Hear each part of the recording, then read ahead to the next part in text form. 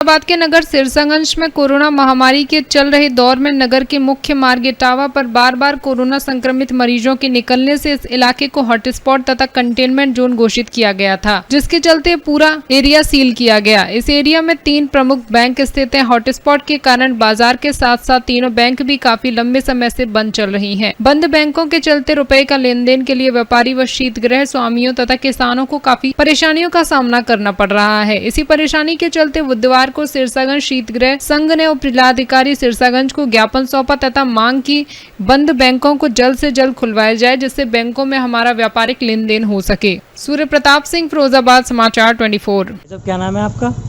Arun Chandel, Chandrayaan cold storage Sirsaganj. आज आपने जो ज्ञापन दिया है वो किस लिए दिया है और क्या समस्या आ रही? सिरसागंज शीतगृह संघ की तरफ से हम लोगों ने उप जिला अधिकारी महोदय सिरसागंज को ज्ञापन दिया है कि यहाँ पर मेन रोड बंद होती है, इटावा रोड बंद होती है, तो बैंकें बंद कर दी जाती हैं। और अभी कई दिनों से बैंक ऑफ इंडिया और पीएनबी, एक्सिस बैंक, ये सब बैंकें बंद हैं। कोल्ड स्टोरेज में जितना भी लेन देन है किसानों का वो बैंक में ही आ रहा है, और हम लोग किसानों को चेक दे रहे हैं तो वो भुना नहीं पा रहा है, और हम लोगों के पास जो चेक आ रहे हैं वो हम लोग डाल नहीं पा रहे हैं क्लियरिंग के लिए। इस संबंध में दिया है कि अब जहाँ भी कोरोना मरीज निकले उसी एरिया को ही प्रतिबंध किया जाए, बाकी का सब खोल के रखा जाए, जिससे सुचारू रूप से काम चले। इसी के संबंध में दिया है कि भगवान राम अयोध्या में नहीं नेपाल में हुए थे। किस तरह से देखते हैं इस बात को? मैं सबसे पहले मेरी 2 पीढ़ी यहाँ पे बीत चुकी है और हमारे पूर्वज नेपाली ही रहे हैं, इसलिए मैं यहाँ पर आया हूँ। मुझे लालन जी ने बुलाया है। मैं एक बात कहना चाहता हूँ, नेपाल की राजनीति को मैं जितना समझता हूँ उसके आधार पर कि अगर विश्व में अध्यात्म जगत का अगर कोई हत्यारा है तो वह केवल चीन ही है।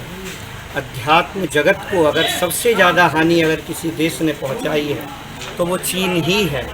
तिब्बत जो एक आध्यात्मिक देश था, और तिब्बत केवल कोई एकमात्र बौद्ध कंट्री नहीं थी, वह हमारे सनातन धर्म की भी एक बहुत बड़ी भूमि रही है।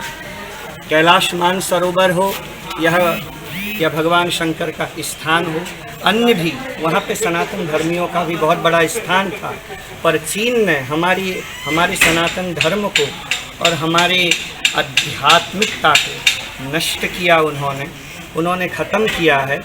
और मेरे पूर्वज नेपाली हैं, इस नाते से मैं ये बात कहना चाहता हूँ, मेरे भी बहुत साधक हैं, शिष्य हैं नेपाल में, मैं उन सब को कहना चाहता हूँ कि हमें बचाना होगा, हमें नेपाल को बचाना होगा कि कहीं तिब्बत न बन जाए नेपाल।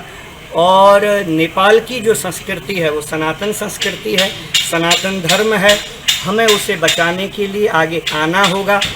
अब इसके ऊपर टिप्पणी करना ये तो एक बहुत ही हास्यास्पद स्थिति बना दी उन्होंने। ओली जी ने क्या बोलूँ मैं उनके बारे में, ये तो पूरा विश्व जानता है कि भगवान श्री राम कहाँ हुए थे, कहाँ उनका प्राकट्य हुआ था।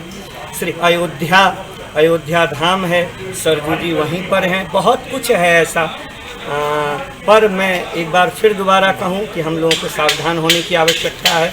कहीं हमारे अध्यात्म जगत की एक बहुत बढ़िया जो वो नेपाल है वह कहीं उसकी क्षति न हो जाए, वो तिब्बत की तरह न बन जाए। हम सबको हिंदू धर्मावलंबियों को ये प्रयास करना होगा। मैं ज़्यादा